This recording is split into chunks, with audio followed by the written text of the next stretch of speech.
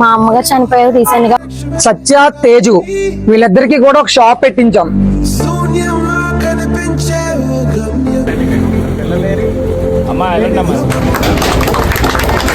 అందరికీ నమస్కారం. వీరా ఆర్మీ అందరికీ కూడా సుపరిచితులు. సామాజిక కార్యక్రమాల్లో ముందుండే సంస్థ, తప్పులు జరిగితే ప్రశ్నించే నైజం, ఇవన్నీ కూడా వీరా ఆర్మీకి సొంతం.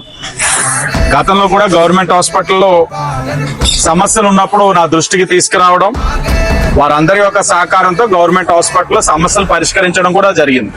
ఇప్పుడు వారి యొక్క ఆలోచనని ప్రశ్నించడం దగ్గర నుంచి సాయం చెయ్యాలన్న ఆలోచనకి మలిచింది.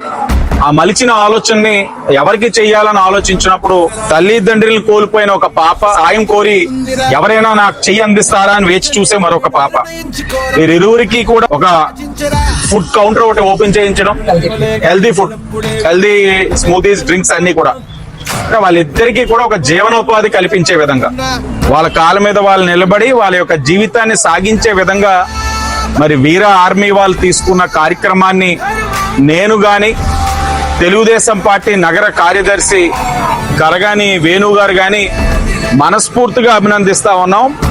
ఇది స్ఫూర్తిదాయకం. చూసారుగా, చెడ్డ పని చేస్తే ప్రభుత్వం ఎలా శిక్షిస్తుందో అలా మంచి పని చేస్తే పూర్తి సహకారాన్ని ఇచ్చి సపోర్ట్ని కూడా ఇస్తుంది. నిరూపించాం కదా. శ్రీ గౌరవనీయులైన ఆదిరెడ్డి శ్రీనివాస్ గారికి మీ అందరం కూడా ప్రత్యేక ధన్యవాదాలు చెప్పుకుంటున్నాం. Thank you so much sir. Veera ఆర్మీకి చిన్న నా నేమ్ ఒకటి అంతే, వీరా ఆర్మీ అని చాలా ప్రేమతో పెట్టుకున్నాను. అది ఈ ఆర్మీలో నా ఫ్రెండ్స్, ఫ్యామిలీ, నా ఫాలోవర్స్ వీళ్ళందరూ లేకపోతే నేను లేను, వీరా ఆర్మీయే లేదు. వీరా ఆర్మీకి అర్థం మొత్తం అందరం కలిసి ఒక మంచి పని చేయడం.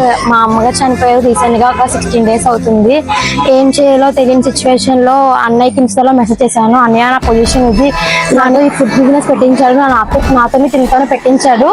సో నేను చాలా థ్యాంక్స్ చెప్తున్నాను అన్నయ్యకి. థ్యాంక్స్ అన్నయ్య. రాజమండ్రిలో దీని అడ్రస్ పెడతాను. మొత్తం హెల్దీ ఫుడ్డే. రోల్స్ కూడా చపాతీ పిండితో తయారు చేసిన రోల్సే వాడతారు. ఒక అన్నయ్యగా, ఒక అక్కగా అందరూ కూడా సపోర్ట్ చేసి వచ్చి ఫుడ్ తినండి చాలు మంచిగా. ఓకేనా?